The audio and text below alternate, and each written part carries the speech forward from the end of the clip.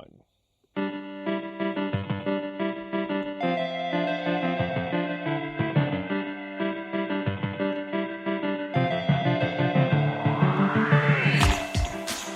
Hello, everyone, and welcome to hour one of a 940. I'm just kidding. We've got a lot to talk about as hockey is back. We are like kids on Christmas in July as hockey has returned. Welcome to the Hockey Podcast, or hockey is scheduled to return. We have a path forward, which we will get into. You can follow us at podcast_hockey. Like us on Facebook, the Hockey Podcast, as well as subscribe and leave good feedback on iTunes and Spotify, etc., etc. We've got a lot going on. We've got a lot of things coming up as well. So we are going to be very busy. We will say hello to Devin. Hello, Devin. How are things? Things are good. It's been a good week of news, so I'm excited to dive in. Yes. Tyler, hello. Hi, Kevin. Yeah, it's great to finally be at some actual real news, have some real dates, have some things officially in place. Looking forward to it. Yes, Chris, hello. Hello. Yeah, I echo the same sentiment. Just happy that we're actually getting somewhere. Yes, Sean, hello. Hello. Yeah, this will be the last week that we hopefully won't be talking about hypotheticals and off ice stuff, and hopefully starting next week we'll have some on ice stuff to talk about. Yes, hello, Heidi. Hello, and yes, of course, I am also super excited to not talk about hypotheticals and for some real shit to actually happen. Fair enough. Yes, we're like, all right, stop with the small talk, Kevin. Let's get into this crap now. The return to play, CBA also, 502-135, 79% in favor. Training camp is starting Monday. There'll be some exhibition games the 28th to 30th. The Flames-Jets qualifier will start August the 1st. No times have been set for that. The Canucks-Wild qualifier is start August the 2nd, and they are playing every second day at 7:30 Vancouver time. That has been known.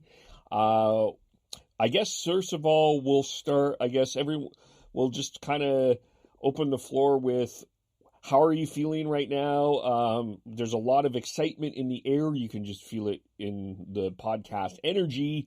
So what are you feeling right now? What's kind of going through your head as we record on this Sunday morning? Relief, honestly. Like I said, I'm just looking forward to being able to talk about on ice actual hockey, not business side of hockey, not health side of hockey and return to play stuff. I'm just really looking forward to being able to talk about line combinations. What changes have the teams made? Could we see some surprises at these training camps with some younger players coming in and taking a spot away from a veteran? It's exciting. For me, I'm curious to see kind of what sort of shape everybody's been able to maintain during the pandemic and how ready they'll be for the first exhibition game. It's not a very long time to get this put together, and with the travel and quarantine requirements and all that, there's a lot being packed into a short period of time. And, we'll see whose creative efforts in the downtime will pay off here to have them ready to go for really meaningful hockey right off the bat. Yeah, I am totally ready for preseason sloppiness meeting playoff intensity. Yeah, I'm actually really interested in looking at the schedule and who has a favorable schedule going out off the bat here, and just taking a look at it. The teams that don't have back-to-backs in their first three games is Toronto, Montreal, and Edmonton, Chicago. So I think for the first three games, having those days off is going to be a massive advantage for them. Do you have the Winnipeg-Calgary schedule with you there? Yeah, I do. Okay. So it's the first, the third, and the fourth are the first three games. Okay. Have times been set for those games? No, I think Vancouver jumped the gun on that, I think, because they put a tweet out after the one that they mentioned times were like, and all game times are subject to change. So I think they jumped they did? Okay. A little bit. I think they're just making a logical guess, but yeah, they haven't been confirmed by any stretch. Yeah. There may be, for the Canucks being a Pacific time zone market, maybe there is some priority for them to have their games at a certain time. But it is a bit odd that was the only Canadian team that I noticed that had start times posted. Yeah, I checked social media of all the other West teams, and none of them had posted their time. So I just thought maybe Vancouver got a little trigger happy on that, and maybe before the times were confirmed, they got on that. And me, I'm just excited just for everything to go on once everything started. I'm Sarah Sivian, who is the athletic reporter in Carolina. She put out a thing to like her followers today asking like what we kind of want to know about what's going to go on in training camps today. And I responded to her and said, I just want to kind of just know what like the vibe is just between the players, between the media, just how are people feeling? Are they excited to see each other? Are they excited to play? Are they feeling a little weird about it? So that's going to be kind of my interests are. I want to kind of see how that's going to all go. And so, yeah, it's like the chemistry, how guys have been keeping themselves in shape and all that stuff. So it should be a very interesting next few days. So, with there's so many ways to go here, but I guess looking at the Saturday, Sunday, Monday, that first weekend where there's going to be games pretty much like in March Madness style all day. Have you prepared yourself for that? What are you planning to do on the first and the second specifically in terms of your hockey watching? I plan on not getting a job. As many screens on as possible for me. Yeah, I'm planning on not getting a job for the start of August. So just so I can have an abundance of hockey to watch. It's going to be an overload because you have a minimum first 2 days. The first and the second, you have 5 games, and the rest is just 6 games per day. So it's going to be an overload, but God, I'm going to love it. Just right into the veins. Yeah. Well, thankfully, the first and second and third are not working days, so so there's that. But yeah, any of those, it'll be tough with the afternoon games, obviously, and having work to do. But it's going to be a real shock, going from like not having any live sports to watch really at all outside of golf and the odd, some soccer or whatever. But now it's going to be like just jam packed for couple of weeks, at least to start with. Yeah, it's going to be a crazy adjustment. Yeah, and we already like established that at our house we'll have the TV on just constantly, just all day, just with all the games on. Even like while I'm working, I can just my head faces the other way from the TV, but I can at least like listen to some of the games that are going to be going on. Unfortunately, I think we're going to miss the first.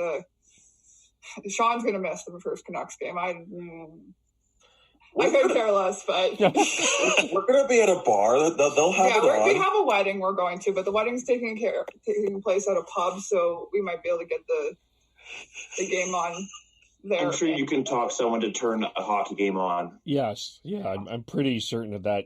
Yeah, maybe not during the wedding, but after, depending on. Yeah, that's why we're kind of hoping it's an evening game for that one. Just mute it for the I do's. Yeah. And then just don't make the weird noise that they score, and if you're watching on your phone or whatever. So, and of course, we know, and it's been officially named, that the cities are Edmonton and Toronto. Edmonton holding the West, Toronto holding the East. Do the home teams, Edmonton and Toronto, have an actual advantage? Without fans, I am going to say no. Maybe the only advantage is maybe like knowing the boards and stuff a little bit and that kind of thing. But other than that, no. if there's any sort of quirks like Heidi said, the boards or understanding that, I think that's the only benefit they're gonna get out of that. But most of these teams have played in those arenas enough as it is, and they'll get used to it, and that'll go away pretty quickly. Yeah, because it's not like they're staying those home teams are staying at home in their own beds with their own families during this as well. They're in the same two hotels of that each hub city has, just like every other team. Yeah, and I'm not even sure the Oilers will get to have their own dressing room the whole time, and same with the Leafs. So I don't see there being any real advantages for the hosts. I don't know. I'm gonna disagree with you guys. I think there's going to be at the very beginning, before every team gets comfortable with being in the situation. You're going to have a bit of a mental advantage just being in your home arena, whether or not each NHL arena has the exact same boards and stuff like that. And I know that there's bit differences here and there, but just having that mental advantage, I think, is going to be great for Edmonton and Toronto for the first game or two. Well, certainly those teams have been training in those facilities, so it is a good point. They'll have been acclimatized to being in there and being in there without fans and used to it, certainly. And if I'm the Oilers, and if I'm the Leafs, I at least, as part of training camp, get myself acclimatized to hotel environment. I would immediately put we spend a couple days, we do the team bonding thing at the Marriott, and we get used to what that is going to be like, because I do think that will be an advantage. I also think that they need to, all teams need to start working on getting their players into a quote unquote bubble during training camp. You look at how everything that's going on with the MLS. Yeah, the faster you get these players and everyone into a bubble, the better. You're not going to be flying out to Edmonton or Toronto and having to deal with guys that actually being the first bubble they're in, and then you're going to end up probably having more positive tests. Yeah, I guess, from that perspective, seeing what has happened with MLS and with Dallas and Nashville having to be out, we know Edmonton and Toronto. Edmonton has had an increase in numbers. There's a number of factors into that, so we're not saying anything with that necessarily, but how the MLS handled that perspective, and I know we didn't want to get into theories, but is there anything that the NHL you think can learn from what MLS has done? Sean mentioned the bubble part, or the or as some have used the word Hubble. That did not get as much carry as the originator of that word hoped, I don't think. Which was not me, by the way. No, not at all. It wasn't. It was actually Scott Rintoul who brought up the idea of the Hubble. Well, none of us had heard about it until you typed it in, but I digress. Yeah, I think there's going to be, you got to take the good and the bad with the MLS starting up, right, and figure out what they did right and what they did wrong. I think it'd be kind of stupid not to. But yeah, like I said, I think you have to look at that and say the sooner we get our team into a bubble and get them away from the general public, the better. Because it's just, you don't even you look at St. Louis. They said that there was 3 or 4 players tested positive, and they think they might have gotten it because of going out to a bar. This is the thing, though. I mean, you're asking the players to commit to this bubble for a long time as it is, so to get them in there any sooner than they have to be, I wouldn't be surprised if there's a little bit of resistance to that. There will be, but the teams that I honestly think that the teams that commit to this earlier than the others are the teams that are going to go farther. Yeah. And with Travis Green's whole philosophy about being about buy-in, I would hope that the Canucks end up being one of those teams that kind of buy in early. And I think you'll see the players for at least the bottom six. You'll see the players who buy in; they'll get the ice time. And unfortunately, thinking about Jake Virtanen here. Yeah. So let's get into the training camp aspect of this. And we'll start with the Canucks. And we'll get from the Flames, and I do want to hear from Devin what he's hoping from the Leafs as well. So we'll get into that too. But from the Canucks' perspective first, I'll start with one. I specifically think with Jake Virtanen, probably more than anyone else. But if I was a Canuck player and I am not in shape going into this camp, I don't know if you're playing much, especially when your coach has reportedly lost about, was it close to 20 pounds during this off time? Something like that. I vaguely recall a reading about his weight loss, but yeah, he definitely lost some. Well, Travis Green always runs a first day of training camp, runs a big bag skate, and I hope the players are ready for it tomorrow. Because their ass is going to be kicked. Yep. Yeah, but it definitely is. It's you got to show up in shape because you need to hit the ground running. It's compressed. You need to be as closely to the top of your game as you possibly can be right from the get-go. You have one exhibition game to kind of work out the kinks, and then it's straight into do or die hockey. Yeah, and in a best of 5 series, there isn't time for a slow start. Yep. No. For those exhibition games at this point, how do you see the goaltending going for the one game? Do you play Markstrom? Do you not play Markstrom? Whoever is going to be your number one, which I imagine would be Markstrom, being healthy and all, I think you have to go with him just to kind of get him warmed up. Yeah. Yeah, you have to give the guy you're gonna start at least for game one, that start. And if you're unsure, then you're gonna split it. But I think you're gonna end up just giving it most to your number one starter. So for the Canucks, it'll be Markstrom. For Winnipeg, it'll be Hellebuck. For Toronto, it'll be Freddie Anderson. Flames and Oilers are a little bit different because I don't know which way they're gonna go. They probably will go with Rittich, and I have no idea for Edmonton. I would think Mike Smith for Edmonton. I can't see how it's not Mike Smith.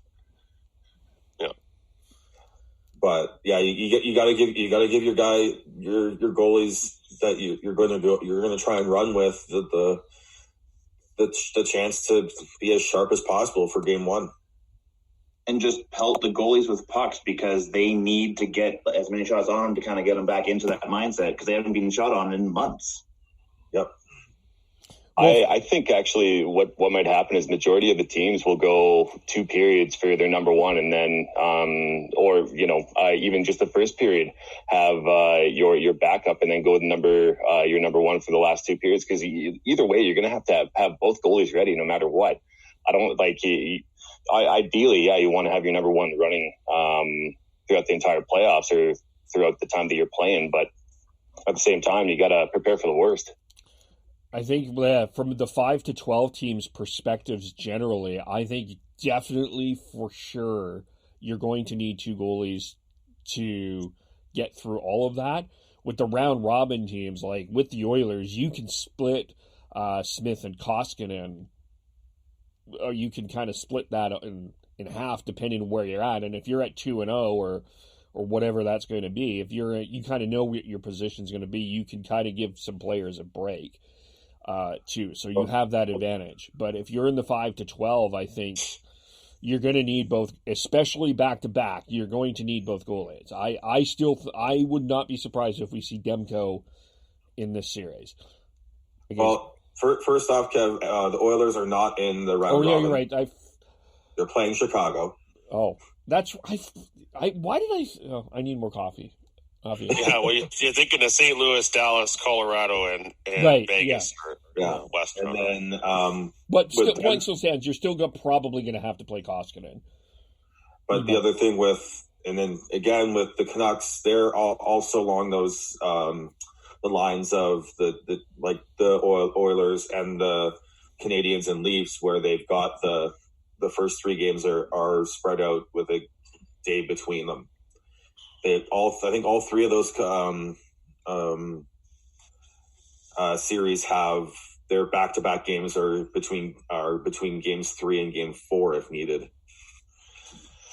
I would disagree, Kevin, on the use of both goalies. The games are too important. The teams that have established number ones are going to ride that person as long as they're playing well. So then what would your thought be if Demko went in there, Tyler?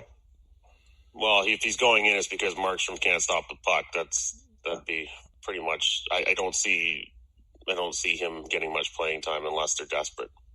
Yeah, especially this early on too. It's not like they've been running an 82 games season, and then you're playing back-to-back games 3 and 4 in the first round, and you've just ridden Markstrom for 2 months. Yeah, the idea of back-to-backs during the regular season is pacing and preservation for the important games down the stretch. But I mean, even in going back to last year and the year before, there's been playoff series with back-to-back games scheduled, and teams are not flip-flopping on their goaltending. So, but your point, Devin, about if teams get one exhibition game, I could certainly see the number 2 goalie playing at least a period, get them some reps as well. I think that's prudent. That we're also going to see a lot more scrimmages during training camp.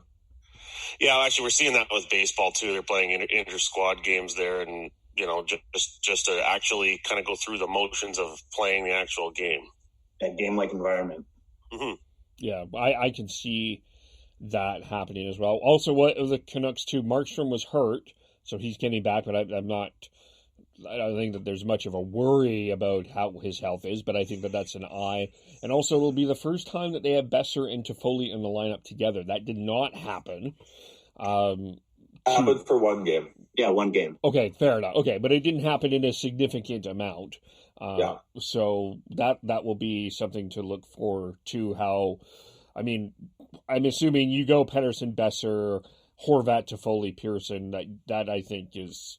And then you got Gaudette, Vartana. So I think the lines from that perspective are set. I think the defense pairing is generally set there as well. So really for the Canucks part, I think it's energy, just getting chemistry together and making sure that you're in shape. Generally. I don't agree with you, Kev. I don't think the lines are set at all.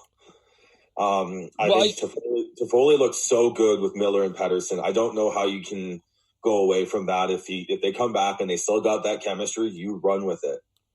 Yeah, it does become a bit of a question of whose chemistry is more important to satisfy there. It's a good problem to have for the coach. I think in the end we're probably not going to be too surprised with what the combinations are, but I'm with Sean. I don't think there's any certainty there yet.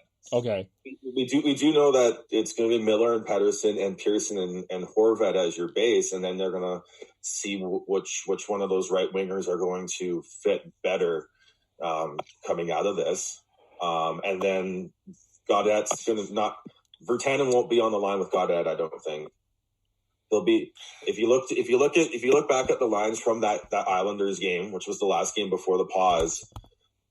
They actually had McEwen on the third line with Roussel and Gaudette, and Virtanen was down with Beagle and Mott.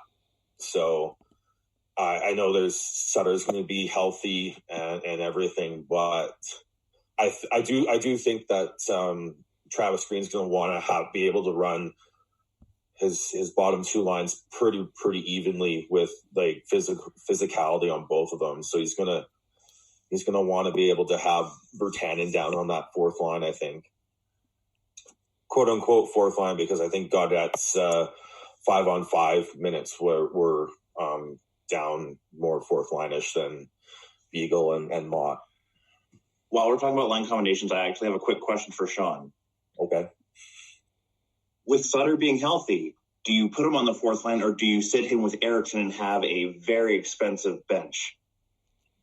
I'd sit him and have a very expensive bench. It doesn't matter. There's no cap at this point.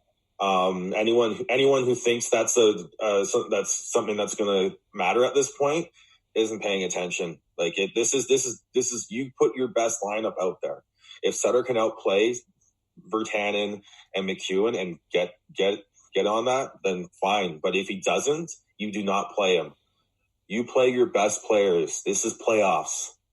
Yeah, I mean, it'd be surprising to me if Sutter was scratched. The organization seems really high on him. I know the fans don't feel that. Player. Exactly. Yeah, I mean, and he was one of the A's, but you have to have your best lineup, and if he just doesn't look like he has it through the camp and the exhibition game, then he's not going to play. I mean, I think that's pretty clear. But I would be very surprised if it comes to that. I could see other guys that see the press box, so to speak, including Louis Eriksson. Yeah, I mean, I think Travis Green will go with whoever's going the best at that particular point, and I think a lot of it will depend on how camp is going, in terms of that part of it anyway. So I don't and I don't think, like, as much as Canucks Twitter cares about the salary cap, I don't think Travis Green does. I think he wants to know who's playing where and doing what, I think, more than that. I guess the big other question, I guess, would be defensively, looking at that too. I mean, you do have Hughes and Tanev. You've got Edler, Myers, Stetcher, Ben. You've got some plays. Where are you kind of seeing the defense pairings at this particular point? Because Jordan Ben seemed to be was the odd person out back when we were playing before. Yeah, it definitely seemed he had kind of leaned more on Fantenberg than Ben in the stretch run there. Yeah, again, it just comes down to who comes into camp and outplays it at this point. You can't, like, the Hughes Tanev pairing is one of the best in the league. You can't break them up. Edler Myers or Edler Stetcher, either way, you're looking at another good pairing, and then you just fill it in with whoever's playing better with Fantenberg and Ben. Like, it's just. I think Hughes, Tanev, Edler, and Myers are guarantees, but for the last two spots there, nothing certain yet. I don't think Troy Stetcher is a guarantee to be in the game one lineup, depending on how things go through the preparations. The thing with Myers too is he can play on any pairing, and Travis Green has done that. Despite all the lines that are and pairings that get posted before every game, Myers is playing with everyone. Yeah. And people need to remember that. Like, he plays with Edler, he plays with Hughes, he plays with Ben or Fantenberg. He'll play with. The only person he doesn't play with the only people he doesn't play with are Stetcher and Tanev, because they're both right shots and they don't play well on their offsides. While Ben does play well on his offside, and you got everyone else. So, fair. I mean, if we wanted to know my preference, I'd take Fantenberg over Ben, but. Is the coach feeling like Ben is a better, big body back there, in terms of physical presence? Maybe that factors in too. I think they go with Ben because it's playoffs, and you're gonna need that type of player. Yeah, and Green seems a bit old school in that regard, so I could see that going that way. Well, Myers and Edler are a good minute cruncher defenseman too. So minute muncher defenseman too. They can play a lot. So that, I think, allows you some flexibility there as well. And it will be interesting. We're hoping to get a Minnesota Wild podcast on here. I'm talking a little bit about who we're going to be frightened of, or who we should be scared of, who's going to be the enemy, and how physical what Minnesota is going to be. I think will be fascinating there as well. To jump to the Flames here, Heidi, Devin, the big question for me, and probably the second biggest question, is the forward. Well, defense we'll get into in a second here, but where do you want Elias Lindholm? Do you want him with Monahan and Gaudreau, or do you want him as a center and possibly having that shutdown line with Tkachuk and Mangiapane? It's so tough to say because I don't. Again, it's been so long since we've seen them play. I just pulled up the lines that were expected to be were the expected lines for the game that never happened, March 12th against the Islanders. And he was still up there on that top line with Johnny and Monty. Honestly, I'm okay for even for at least for the exhibition game. If they go back to kind of playing the lines that they were playing, that is fine with me. But if it's not working, then maybe you move Elias Lindholm. But I don't feel like he absolutely needs to be moved. Yeah, I would agree with that. And Jeff Ward is a player's coach, and he listens to his players. And when Backlund was on the wing, Backlund didn't like it, and he actually asked to be put back in the middle.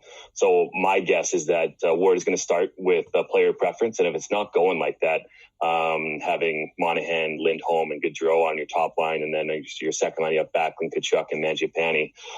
Expect him to put the lines in a blender and put Lindholm at center. On that second line, and then put Backlund up on the flank on the right wing. That'd be my guess. I guess it's, to me, I think this is the concern is where we're at with Monahan. Because he's not. We've talked about this. He's not the 1A center, and I think for me, I feel like Lindholm is a better matchup problem to put against Scheifele than Monahan would be. Although Backlund and Tkachuk and Mangiapane can probably do a good job shutting that line down. I feel like Lindholm is good at that. What about Derek Ryan on the wing? I like that. He has a lot of speed, and putting him on the wing would be great. But he's too good at center. In my mind, I think that he's a solid third line center, and taking him out, I think would be a detriment to the third line. Fair, okay. Yeah, I don't want to mess up that. I like that third line.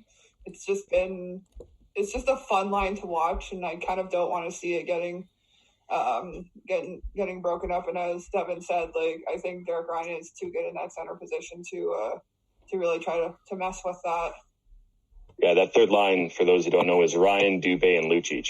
So. Yeah, and third lines are so crucial in playoff hockey, and in terms of matchup. If a team has their top line or top two lines being matched up well against, it's really that third line that makes the difference between winning and losing. So if you've got something there, I wouldn't be keen on having it messed with either. Yeah. Yeah, for sure. Third lines, that is very important. I'm just it's also tough because it's without Lindholm. I don't know who the best combination to put with Monahan and Gaudreau. It's not Backlund. Maybe it's Sam Bennett. I was just about to say, I think, playoff performer Sam Bennett would be a great asset on that line. It's just whether or not he's going to be able to play that type of hockey and get back up to where he was playing playoffs the past couple of years. So, I think having the right combination there is going to be very, very important for the Flames. Just one quick question. How old is Sam Bennett again? I knew this was coming. Okay. He Maybe he should be 18 again because he crushed it. Yeah. Sean, we are all still 18, okay? So that's... I'm still 18. The only thing I'm going to say about Bennett is his mustache will not save his career. Oh, yeah. I love his mustache. That's Hey, there's nothing fantastic. wrong with it. I'm just saying it's not going to save his on-ice career. No. But I think part of what the Flames need to look at is how they can match up as well. Not only do the Jets have a very good first line with Scheifele, Wheeler, and Kyle Connor, but they also have a pretty solid second line anchored by Nick Ehlers and Patrick Laine. It looks like I think they've got Cody Eakin centering that line now, but if that line can exploit, say, the Flames' third line or something like that, the Flames are going to be in trouble. So They can't just focus in on that top Winnipeg line. Winnipeg's got depth. Yeah, and if you had Lindholm at center, I would actually take Jankowski out of the lineup and bring Ryan down to the fourth line, put Sam Bennett wherever he can slot in, and have a solid, Monahan, Lindholm, Ryan, Backlund down the middle. I think that'd be the best way to do it. Yeah, I agree. I think depth-wise at center, if you move Lindholm to center, I do think that's the Flames' one advantage there. And yeah, I think, to me, I actually want to see the Lindholm Kachuk Mangiapane line back, because I think I would start with it because of that. But we'll have to see. I mean, we'll see an exhibition as well, and I think it would put less pressure on Monahan and Gaudreau to be the producers that we expect them to be. Well, the only problem with that, though, is that if you put Lindholm at center, he's been proven to his point production's gone down, and it's whether or not you want to be top heavy or kind of have defense win championships kind of mentality. Because and especially with everybody being out of practice, I think you're right, Kevin. Having that Lindholm as a shutdown line and Backlund as a kind of a 1B shutdown line, I think that'd be beneficial. Yeah. I think the one thing that I can see with that Flames Jets series that it's going to be goaltending, and it's going to be weird people winning games. Like, it's going to be those third lines that Tyler was talking about. It's going to be some of those under the radar players that I think are going to make the difference. Yeah, I agree with that. Yep. Absolutely. Yeah. So watch out for Andrew Kopp. Yeah. Hey. Yeah. Why not? Yeah. Yeah. Defensively for the Flames, with Travis Hamonic not participating, we'll talk about that in a bigger picture a little bit later. That does give an opportunity to go Brody, Giordano, Anderson, Hanifin, Forbert, Gustafsson, or Stone, Gustafsson, or Stone, Shillington. What are you feeling about the defense? Yeah, I don't hate the idea of Brody going back with Gio. Like, I know people like to shit on Brody, but that can be a good pairing. I also like Gio with Anderson, but if it's not going to maybe work out, then I'm okay. And that third pairing, I think, can be kind of moved around. I don't hate Forbert and Gustafsson together. Never know, Stone might surprise you. My favorite thing about Stone is Stone's got an amazing shot, so it'd be nice to see him fire one of those into the back of the net. Yeah, I'm not actually too concerned with Hamonic being out. I think there is a way to kind of move around the guys that are still there. Yeah, Hamonic is a bit of a loss, but I agree with Heidi. I think that we have a decent amount of depth at D that we can shuffle it around and be okay. I personally would like to keep Gio and Anderson together.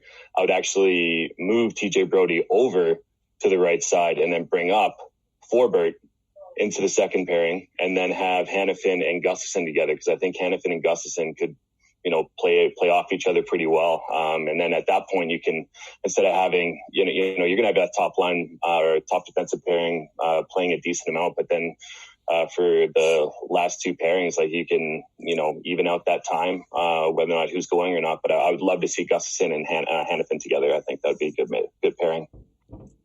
So you have Gustafsson on the right side, Hanifin on the left, Brody on the left, and Forbert on the right?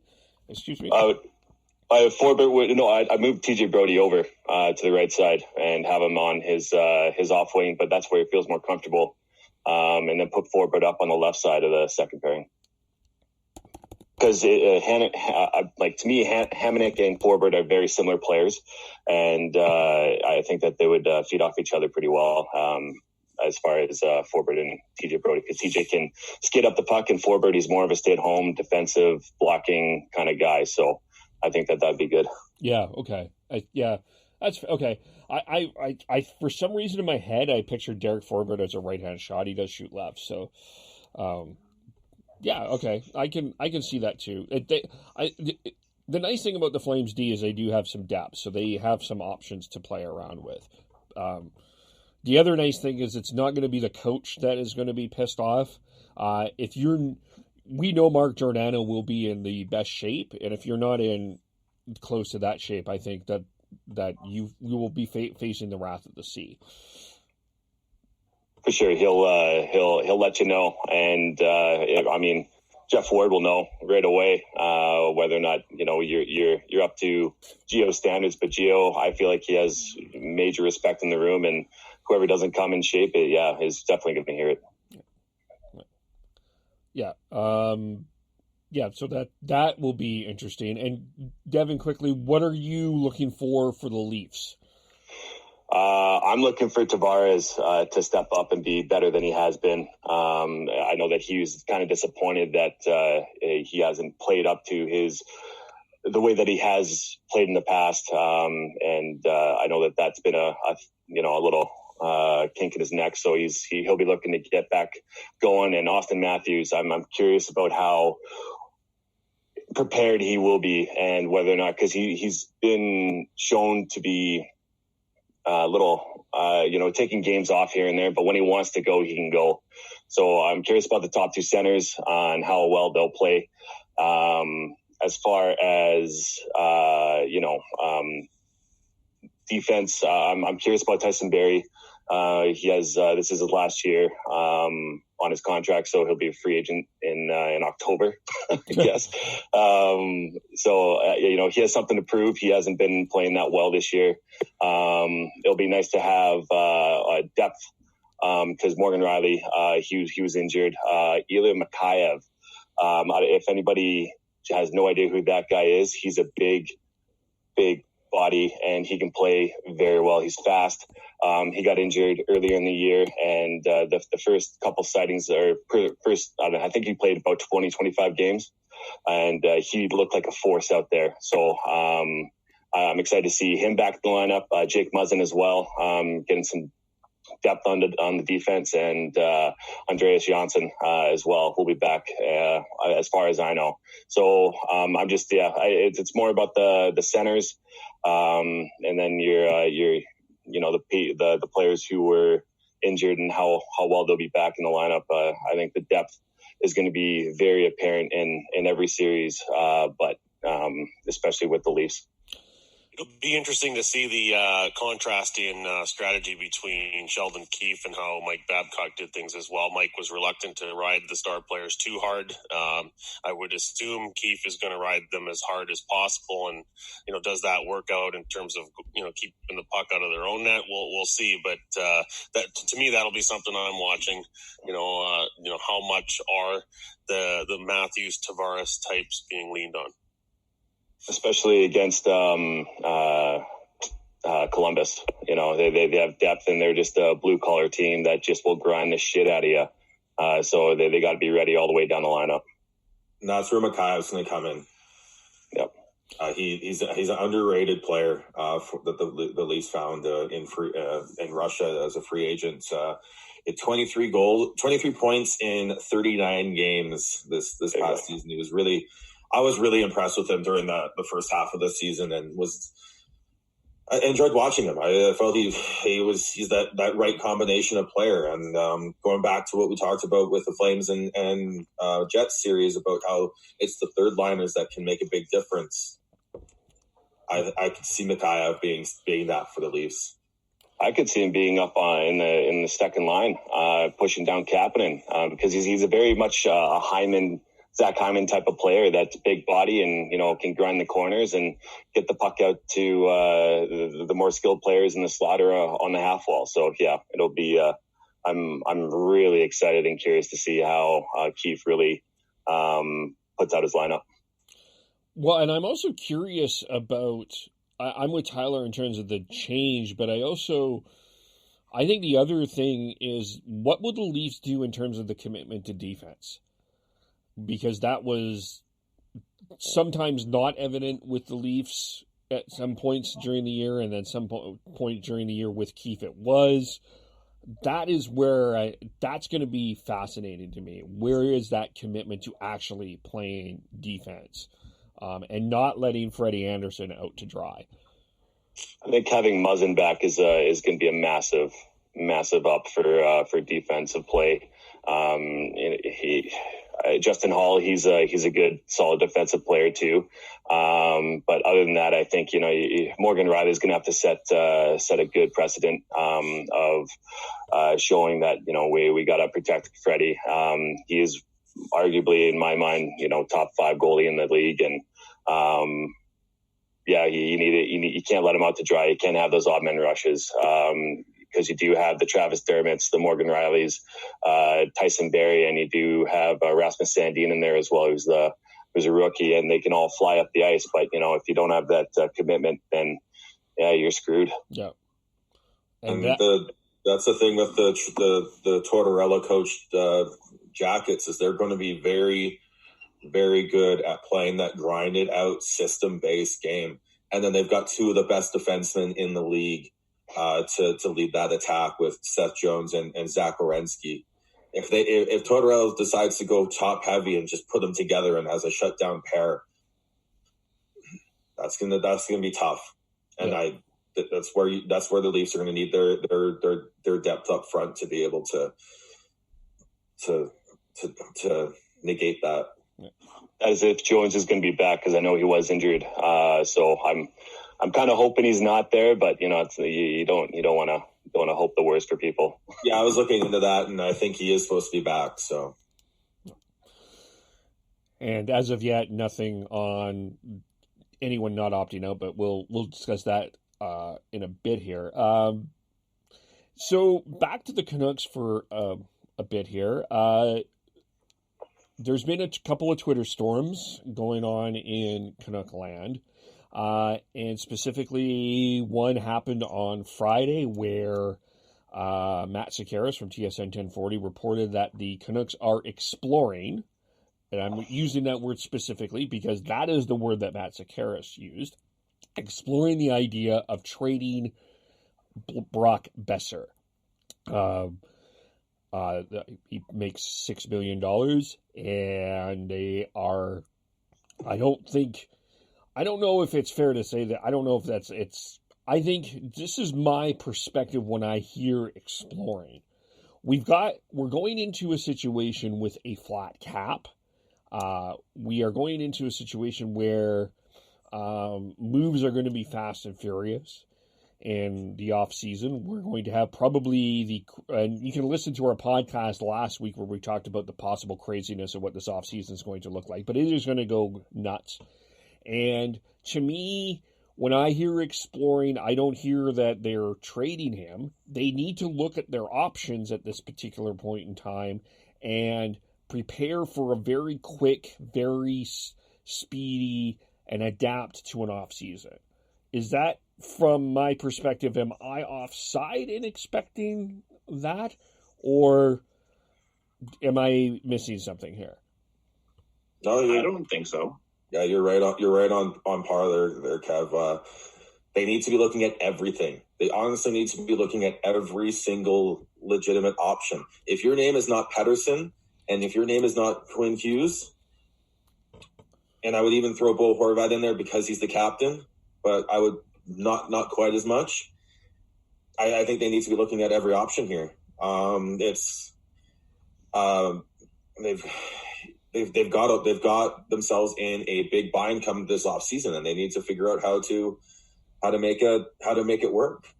The use of the word exploring to me reads the same way that Kev took it. Like, they got to be willing to pick up that phone call. That doesn't mean they're making a deal. That doesn't mean they're shopping them. That just means they got to answer that phone call that another GM is going to throw them a proposal for. And they got to look at how they can make this team better during this whole situation too, right? What's the one spot that the Canucks fans are desperate the Canucks improve? The blue line. Yeah. how are they going to fix/improve that blue line without moving a big piece out, because they are not going to have any cap room to potentially sign a free agent like a Tyson Barrie or an Alex Pietrangelo. Yeah, the only way they get around that is if Olli Juolevi suddenly just bursts onto the scene and is awesome. But I mean, that's not realistic. The thing about putting out the word exploring a trade possibility is a lot of people just receive that as, oh, they're looking to move him. And then you get the Twitter shitstorm. Yeah, and that's the problem right now is everyone just saw trade and Besser, and then they went off and did their whole crazy, oh my God, they're doing it again. They're gonna screw this up and everything, and especially because Besser's such a beloved player in the Canucks fan community, because of, you look at how like him and his dad Duke and what they've gone through that, and everything he's done with is it Bailey, I believe. Bailey. Yeah, and everything. He's such a good guy, and so people want him here, and I want him here too. But hockey is a business, and you have to look at how you're going to create, how you are going to improve your team, even in the worst situation where you don't have the cap room to do so. So exploring it doesn't mean they are actually looking at trying to trade Brock Besser. They're just looking at the options that they have and then trying to figure out what the best plan to go forward is. And as Kevin said, it's going to be a fast and furious, compressed off season. You are not going to have time to sit back and relax and think about things. You're going to have to make decisions every day, because the thing is going to be like a month. Yep. Off season. So you're gonna have the draft, you're gonna have free agency, and then you're gonna start having to build up for training camp. Like you're not gonna have that time. So doing your homework now and looking at exploring all the options you have available to you is smart business. And for fans to go off and throw hissy fits about it just shows how you're not listening and you're not thinking rationally. Think rationally about this. They are not looking to trade Brock Besser. They're looking at as an option right now, as a way to help the team build and grow around the core players that are Pettersson and Hughes. Yeah, I mean, if they were actually actively shopping Besser because they don't think he's performing and they're trying to clear some cap space, that would be terrible, because you're not going to get a good return. He was a first-round draft pick. He's a cornerstone piece of the franchise. Frankly, I think they screwed up when they moved Jared McCann. I mean, that was a first-round draft pick, and he's gone on to be all right subsequently with Florida and now more so with Pittsburgh. You can't just give those guys away. But like Chris said, you got to answer the phone if somebody's interested in making a deal. But don't, lose your minds over whether he moves or doesn't move. What bugs me the most about this is the whole idea that there's this sky is falling situation with the salary cap. Is the salary cap situation really the difference between the Canucks winning the Stanley Cup or not? For me, it isn't a problem. People want it both ways. They want the owner to spend, be totally committed to putting a winning product on the ice, but then they say, but you can't spend too much because of that damn cap. You can't have it both ways. Do you want the Ottawa situation where they don't spend to the cap and the owner's deliberately cheap and they're just middling? Like, this is the thing. Like, enough with this salary cap talk. Like, it is a real issue, and there's been mistakes. Certainly, there's been mistakes with Benning, and some bad contracts. We all talk about Louis Eriksson all the time. There's Brandon Sutter and Jay Beagle. You can go down the list. They're all still useful pieces to what they're trying to do there and to build a winning team. And you just got to get past the whole salary cap thing and actually watch what's happening there. Are they improving? Are they moving forward? Are they building towards a championship? I think the Canucks are, but I don't know if it's impatience or people just don't trust Jim Benning because he doesn't explain himself very well, or what it is. But there's just this fascination with the cap that really isn't as big an issue for me as it is, I think, for some other people.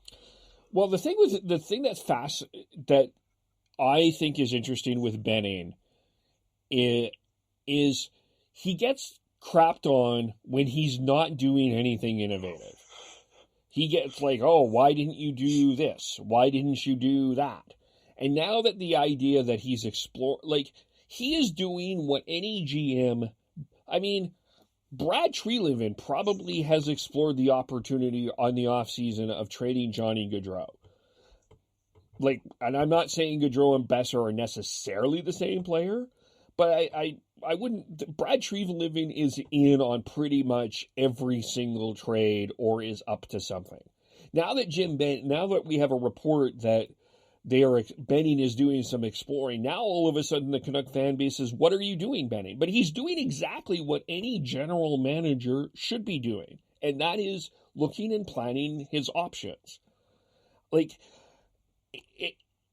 I feel like with Benning and where the Canuck fan base is right now, and I can't believe I'm going to be ranting with Sean and Tyler as I wasn't expecting, but I will say this. I don't think that this Canuck management team can do anything right. I think if they win this series with Minnesota, everyone is going to be angry because they didn't get Alexis Lafreniere, even though there was only a 12.9% chance of that actually happening. If they lose, people are going to be upset in some way, shape, or form. It's just right now, it just feels to me that the Canuck Twitter fan base is more interested in being angry than actually winning and succeeding.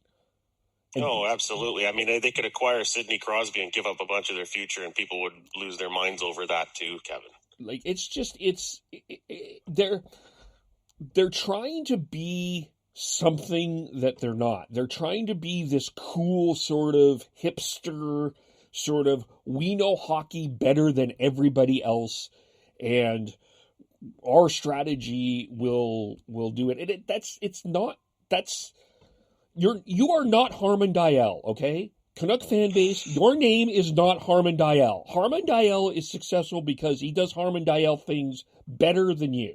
So cut your crap and just cheer for your team. Yeah. I know how you feel, but Canucks Twitter is going to Canucks Twitter whether you like it or not. No, we need to be better. We need to be better. This is absolutely stupid. It's criticizing for the sake of criticizing, and to say that that's what they're going to do. I'm sorry. We need to start like acting better and stop acting like we know everything, and yelling at people when they disagree with you. Man, Sean, I just don't see it happening. Oh, sure. but still fight the good fight. Don't just give up because that's just what is going to happen. No, you can't do that. That's not how. That's defeatism. Yeah, I mean, the six of us have a pretty good platform here to push back against that, and I feel like we should sometimes. And listen, some of them make it really good have good takes and make good comments and all that, but a lot of it is just going after the same points 1,000 times. We know that the Louis Eriksson contract is bad. We know that the Jay Beagle contract is hindering what the Canucks can do. We know that the Brandon Sutter contract is hindering what the Canucks can do. We get that. There's a line between critical thinking and just criticizing for the sake of criticizing. And the Canucks criticizing into the void. And the Canucks fan base crosses that line every day to a point where it's not fun anymore. Remember when you would just go to the pub or just get together and you would talk about sports and you would talk about different moves that could happen?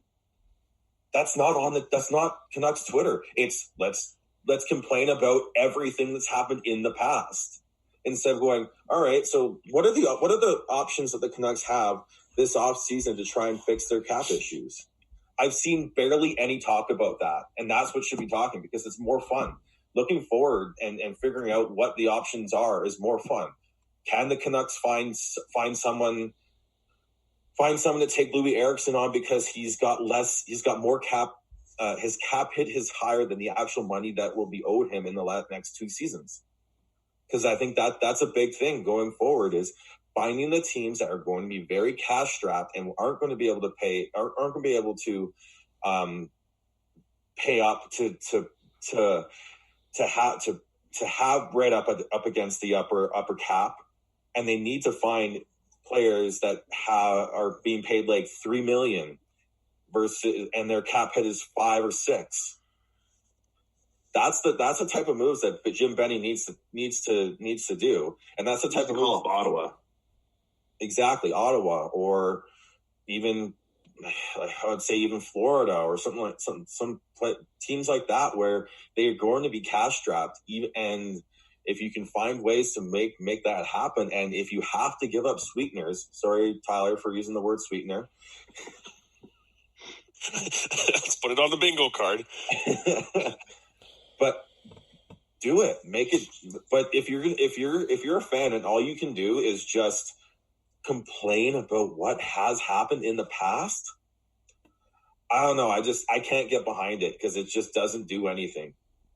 It's not like I said. It's just there's a line between critical thinking and rational thinking and looking at what's happened in the past, and then and then you've hit it. Then there's the line that you cross into just yelling and criticizing for the sake of it because you want to be considered right or on the right side of it, like whatever. Like it's just there's a time to move on and to start looking forwards, and that's where we need to go at this point. It's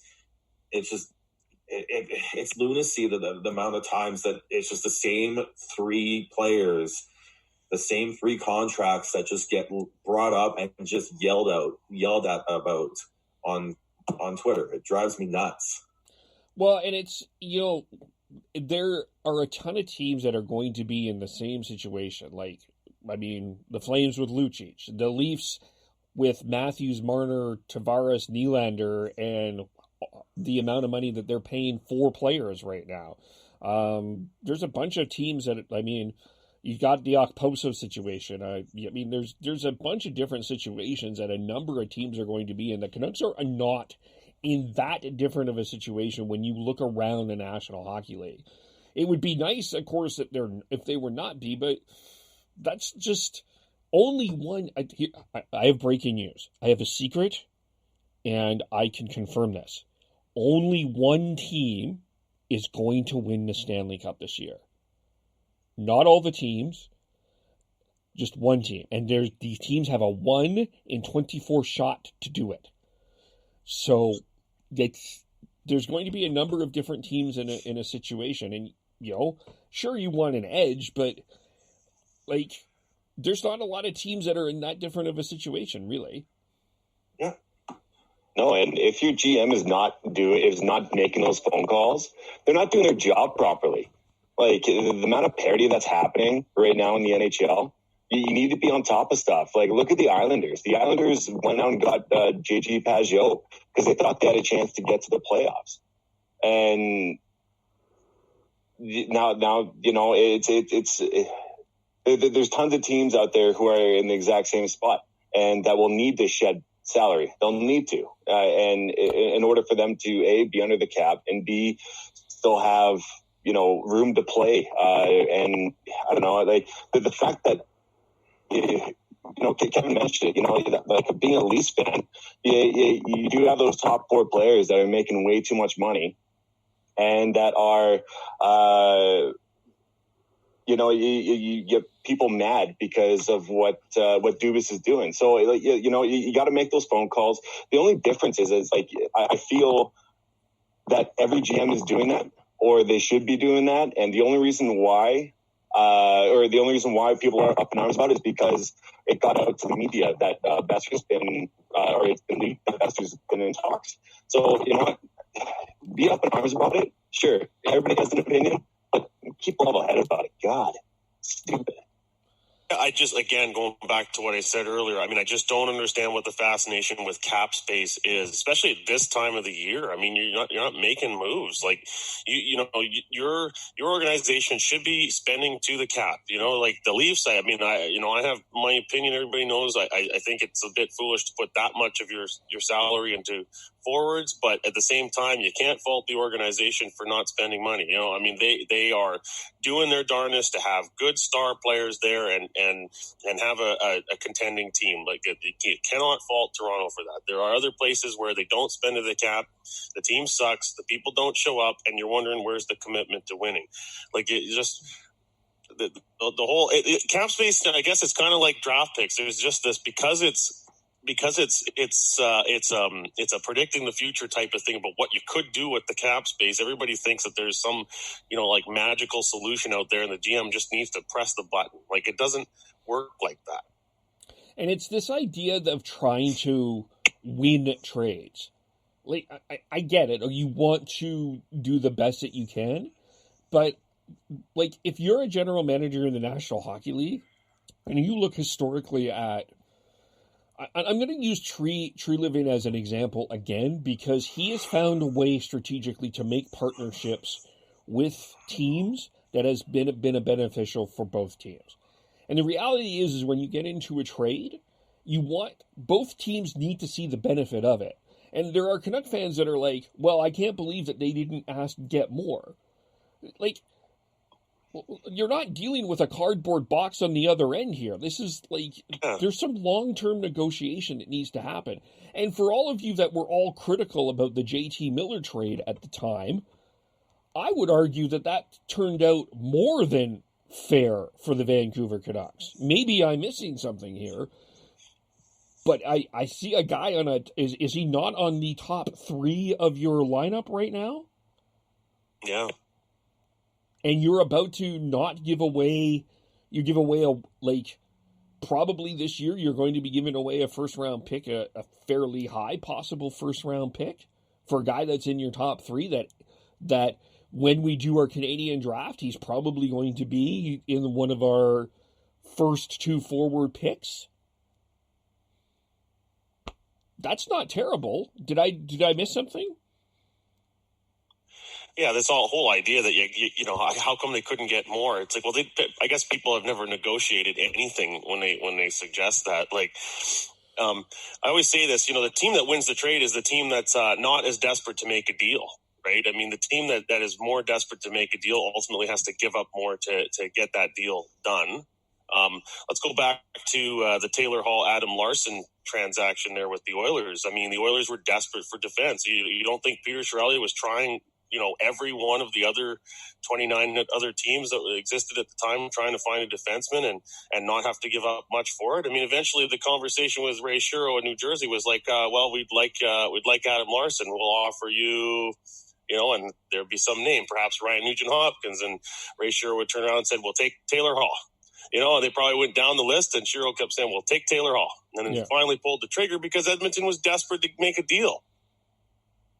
The other thing is the old adage that the team that gets the best player wins the deal. Yeah. And in that case, I mean, New Jersey clearly won that trade. But Edmonton was the team that was desperate to make a deal to get a defenseman in and try and turn things around that way. The other thing is, I know I said that the team with the best player wins the deal, and not to overstate the value of cap space and everything. But at this point, if you need to lose cap space, if you have to give up, say, even look at the depth that the Canucks have on the wings, and with Brogan Rafferty coming up, and I'll go on. We can talk about this another time, but I'll go on record now saying they need to sign Chris Tanev because I think he brings a lot to that locker room and on the ice, and everything he does helps that team win. And I think, like with Alex Edler, they want to be there. I think you can get a good deal. Yeah. That being said, to make room for them, they are going to have to make room. Do they have to move a Troy Stetcher or a Jake Virtanen to make it work? Especially if they're going to use them as, again, I'm going to use your favorite word, Tyler, sweeteners to get rid of, say, a Sven Berchi or a Brandon Sutter or a Louis Eriksson. And then you move up players like Zach McEwen. They've got the depth. Because that's the other thing is if they have the depth, use your where you're strong to build it.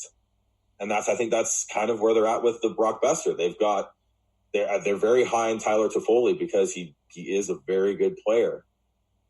They gave up a lot to get him at the deadline. And if they can keep him and then potentially move Brock Besser and improve that right side on the blue line, or just improve the blue line period, and then you have your younger players coming up. You've got Niels Hoglander, who's now signed with the with the Canucks. You've got Pug Colson's coming over and after this next upcoming year. Like, they've got skill coming up.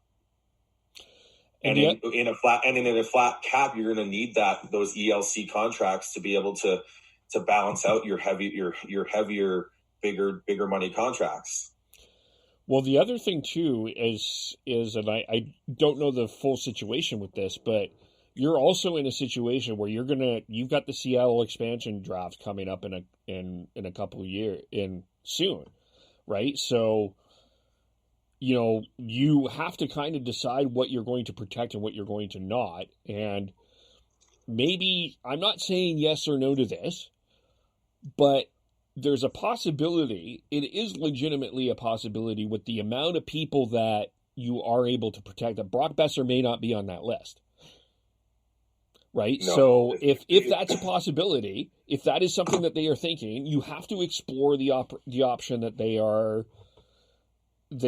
may look at making sure that they get something for him. I see where you're coming from, Kev. I just don't see that. Brock Besser is a top 6 forward who's underrated playmaking, but makes his money with an amazing shot. Sure, yeah, but it's within the realm of possibility if he performs poorly here. But I don't see it at this moment. No, I'm not saying today, but but that's why you explore that. You look at, like, okay, if we trade Besser, can this happen? Like, it's just thinking. That's all it is. So I know that there's been 4 months off, and there's a bunch of other factors that I do think play into this. But I think, just like Devin said, just level-headedness, I think, will win the day, and just calm. I feel like Canucks Twitter needs to do yoga. You should start every morning. I think it all comes back to the fact that there's never been a cup in the franchise history, and people are very frustrated with that and looking for some way to make a shortcut. Yeah. We'll just quickly touch on this quickly. This is all that we have to say about Judd Brackett joining the Minnesota Wild. This is it. It's congratulations. That's all that needs to be said about that. I don't think anything else has to be said about that. Has nothing to do with the series, has nothing to do with anything going forward. All the best to Judd Brackett. But the final thing we do want to get into here is we do have a number of players that are opting out for sure. Travis Hamonic being one of them, Sven Berchi being one of them, Carl Alsner being one of them for the Montreal Canadiens, Mike Green, who I forgot was with the Edmonton Oilers. And we also have Max Domi that is taking 7 to 10 days with the Montreal Canadiens to consider. Just from my perspective, I haven't seen much of this, but I'm not going to criticize any player that is going to take the opt-out situation here. Hamonic did make a statement about his family and the reason for that. I don't think it's really anybody's business. The NHL Players Association, the NHL agreed that they will not make that a public thing, and that's the player's decision. But I haven't seen much criticism of it, and hopefully we don't going forward.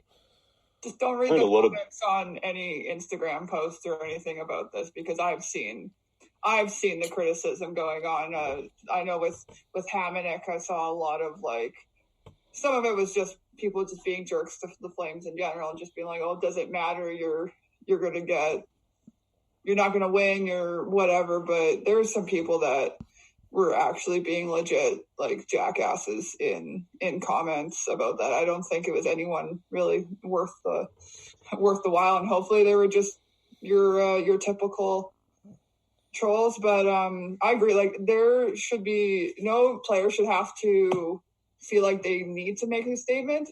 If they want to, that's good on them. I was saying this to somebody yesterday. Travis Hamonic is the type of person who would make a statement. He's very, like, well liked on the team and well liked by the fans, I think, in general. So I think he felt probably the need to make an explanation anyways. but yeah, no, he didn't feel like he didn't necessarily need to. And no player does. It's really, at the end of the day, it's none of our business. For as many people as there are that would be criticizing a player that's opting out, I mean, there's be a good number of people out there applauding it, because there's a good number of people out there that don't even think the return to play should be happening. So, there'll be mixed views on that, just depending on how big of a player they are. I mean, I think for Calgary to not have Hamonic is a pretty significant loss if you compare that against, say, Sven Berchi, who may not even play. Yeah, to those people who are criticizing players for not playing, shut up. Like, honest to God, what you're speaking is complete bullshit. You don't know what's happening in everybody's lives. I feel very strongly about that. If you think about Travis Hamonic and the type of player that he is and how team first he is, I like the grittiness, the blocking the shots. I believe that, that's the type of person he is too. So the fact that type of player is not coming to play, yeah, it's a big blow at Calgary, but there's bigger things in life than just playing hockey. And if you have the means and, you have like Heidi said, you don't have to say a damn thing about whether or not, why you're not going to play. You have the right to do that.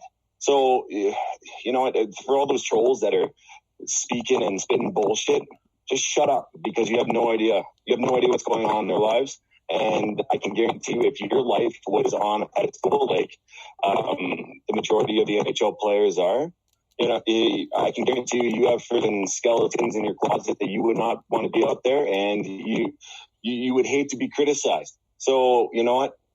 Just shut up. I agree. It's just we only know a certain tiny little deal with these players. We don't really know them personally. We don't know what they're going through. Whatever they decide, whether they decide to play or not play, it's their personal decision, and we should respect it. I know a couple weeks ago we had Chris and Hannah over, and we talked about Bo Horvat and how he's leaving his newborn son, and whether or not that was the right decision. But it's their decision to make. It's not ours. Yep. And we got to respect it.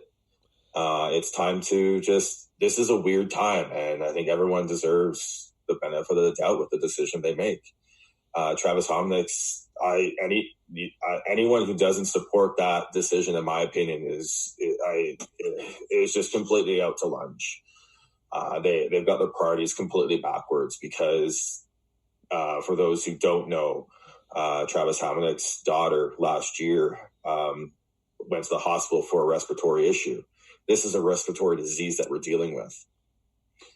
He does not need to be putting any sort of excess risk towards his family that in that aspect. It makes total sense. And I back him on 100%. And I back every player who makes this decision to back up 100%.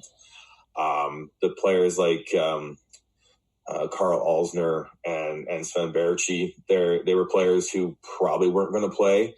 So what's the point of them putting a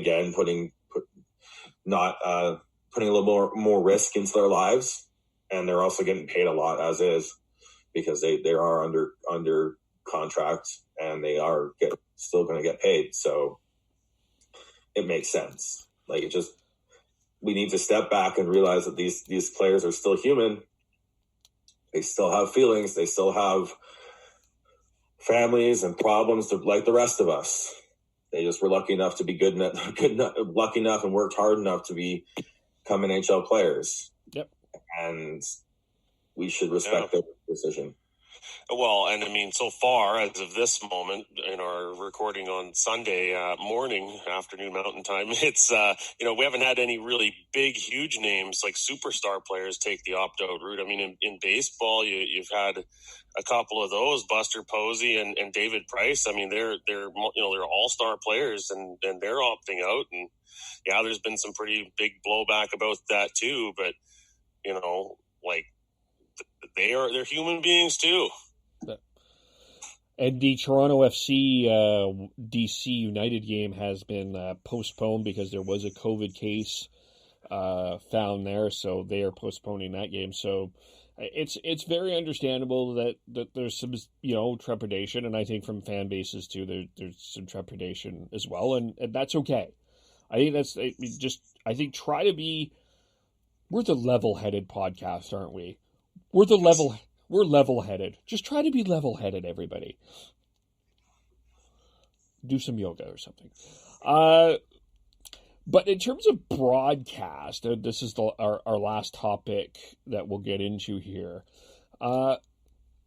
Watching a little bit of the MLS, they've done some unique little camera angles and things like that. What are you hoping to see from an NHL perspective that would be interesting? Bettman said that they are trying stuff. They did not reveal what they are trying, but there is going to be some different things. I kind of wonder, one of the things I've been wondering is, I know that the Flames were looking for sound clips from their fans to like cheers and stuff. Are they going to try to replicate for the, I'm using air quotes here, home games, sort of make it look like the Saddle Dome visually, like it's the sea of red for the first two games, and then when it's Winnipeg, it's the white out, kind of create that kind of atmosphere, or what are you hoping for? Oh, I know what I'm not hoping for, and that's to replicate the Korean soccer league where they put sex dolls in the stands. Yeah, let's not do that. Yeah. Yeah. No, in regards to that, I think that they're going to do their best to hide the empty seats and probably use the screen space for virtual advertising. I would have to think that's for sure. But what do you do about adding sort of fake crowd noise or something to try and muddle or muffle out profanities? I mean, how are you going to control that? That's to me the biggest fascination. I know with me, I wasn't very happy with the Premier League. I didn't like that whole like fake piping in of crowd noise and stuff. It basically made it feel like you were playing FIFA on your Xbox or whatever. Like it just sounded so fake and so disingenuous. And that there's no people in the crowd, but yet it sounds like there's people in the crowd. Like maybe that's a little bit different for the players, but for people watching, like I didn't like it. I was more of a fan, honestly, of what was going on with Bundesliga and them just not having that. Yeah, I would agree. I think anything that's kind of gimmicky and doesn't sound genuine or authentic, they should just not even bother. I would have to agree with that. I'd be surprised if they didn't do some sort of advertising, especially with the loss of revenue right now. You're gonna take the top bidder for that one for sure. Well, the ratings for this are going to be off the charts, especially for the primetime games. They're going to be able to get as much money as they possibly can for that. I can definitely see them doing some sort of. It doesn't even have to be digital stuff. They could even just do some sort of like blanket or just covering of the seats with some sort of advertisement. But I would love to see them see what they can do with some different camera angles, try them out, try and give us some different stuff. I know Rogers did that at the beginning of the contract, that the current national Canadian rights contract with Ref Cam and some other stuff, but it was the rail cam. And the rail cam, yeah, I enjoyed it. I thought it was a good something to try, and I think they need to do this. This is the time to do it because people are still going to watch it. But one thing that Tyler did bring up, I think they'll probably try and do is trying to figure out how they can build some sort of sound atmosphere that can cover up the profanities that are going to be slung between players with the hockey player trash talk. It's going to be interesting to see if they can find a way to do that. Will they have? Yeah, and I mean, they may have to go the route of a 7-second delay or something, but I don't think they want to do that. I think that is I don't know. I think they have some more problems with that. Like if you put in a 7-second delay and suddenly there's all these, muted moments, I think it sort of takes away from the genuine aspect of live sports a little bit. But then, fake crowd noise, as Heidi pointed out, I mean, it's just jarring on the viewing experience when it sounds like there's a crowd and your eyes are telling you something else. Mm-hmm. Do you see the between the benches commentator? No. I think, yeah, I don't either, which is part of the reason why you can mute out the noise. But I don't see them doing that. I think for the most part, I know the Flames radio crew is not going, and I know the Canucks radio crew is not going. I don't know in terms of TV how that's going to look. I can't imagine that they're going to have Jim Houston or Chris Cuthbert doing all the games, all 5 games, and Jim Houston doing all the games on the East. They're going to have to split that up in some way, shape, or form. The one thing I think they will try and do something like between the benches, because I think having eyes down at ice level really does help a little bit in terms of explaining the game and getting a different something different. I think that you might see them off to the side beside the penalty box. Yeah, that's what I was thinking that you could do. Yeah, because I feel like Ray Ferraro, as an example, I feel like he prefers being down there as opposed to being up top. Yep. But I think they will try and do that. It's just not going to be between the benches because A, for social distancing, and B, for you don't want a mic between those benches at this point when there's not fan noise. Mm-hmm.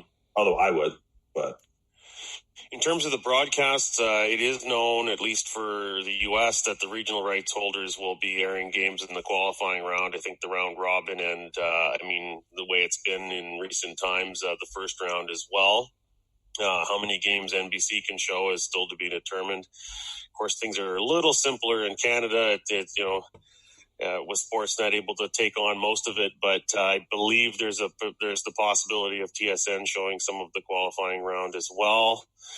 So we'll see how that all goes. But I would imagine, for NBC and Sportsnet, it's going to be one crew in each building, and they'll do some number of games, but the rest of it will be off monitor for everybody. Yeah, I just can't see one crew doing 12 hours of games. I think that's a lot to ask. No, maybe 2 in a day, maybe even 3. It'd be a lot like the Olympic tournament, in terms of the scheduling and the workload for broadcasters, although that's only for a couple of weeks, whereas this could go on for quite a while. But once they're past the conference quarterfinals, the number of games really drops off. So I think it'll be manageable, but it'll be a heavy workload for these guys to start with. I think it's going to be sorry, Dev. I think it's going to be you'll have the regional off monitors for the morning and afternoon games, and then the primetime game will get like the national crew who will be there, and that's where you'll get maybe someone down at ice level, a color commentator down at ice level. But for the most of it, it's going to have to be, as you said, if they're doing regional rights and everything, they're going to be doing that off of monitors from their. Yeah, and as far as who's going where, I could see the Houston-Simpson duo doing the Edmonton games, especially since there'll be an all-Canadian matchup there. I could see them there, and then you have Cuthbert and whoever working in the East, and then who knows, maybe they do. They probably will use other national commentator pairings and working off monitor perhaps for those. All remains to be seen. What is interesting also is that in terms of pooling resources, NBC is going to be responsible for producing everything out of the Toronto portion of it. Oh, interesting. Okay. Because I'm sort of picturing if Houston-Simpson doesn't do Toronto, I think Houston-Simpson's going to do Edmonton-Chicago. Well, that's the thing is that we don't know. Like I said, I don't think it's going to be one series that they do. It's going to be whatever the primetime game is. Yeah. Mm-hmm.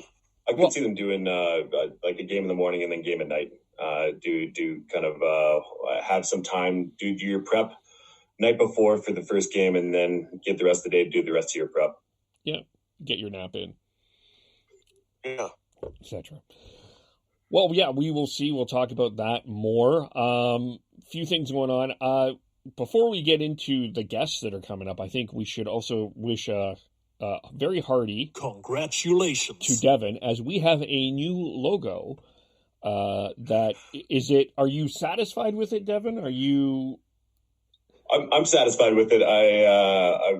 It was on Paint, so it's similar, or not so similar, but graphics wise, I'm a little disappointed with the grayness of it, but you know what? I love it. I think it's great. I think it's before Sean did a great job with putting that other one together, but I feel like this one's just a step above that one.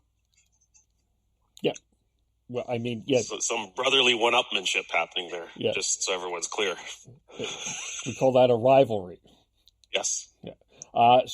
So thank you for Devin for that. We're in the midst of working on the website there. I interviewed Brian Weeb from the BCHL yesterday. We're going to be putting that up this week. We talked a lot about the BCHL return to play, kind of what they're at. They have a fascinating situation in and of itself because they have an American team. So we talked a little bit about what that's going to look like. So have a listen. That will be out Monday. And then on Wednesday, the one and only Rick Dollywall will be joining us, the hardest working man in show business out here in Vancouver. We'll be excited to have him on, and that will be out on Wednesday. Did I miss anything? No, it's good. Looking forward to talking with Rick, and hopefully he's not up at 3:30, 4:30 breaking Canucks news. He will be. He's a junkie. Can't help it. Yeah. So we follow Chris at Chris. Thank you. By the way, he had to take off, but SCHNEIDZ on all social media. And how do we follow everyone else? I am Beardy Canucks 03 on Twitter. I am at Heidi Mazeballs on Twitter and everywhere on the internet. And I'm on Twitter at TNoble, TNOBLE. I'm at GordHowe09. I'm at 16 followers, so keep following, people. Congratulations. Yeah. I am KVOLE, podcast_hockey, Facebook Hockey Podcast. Subscribe, iTunes, Spotify, and we will talk to you all soon. Stay level-headed, everybody. Bye for now.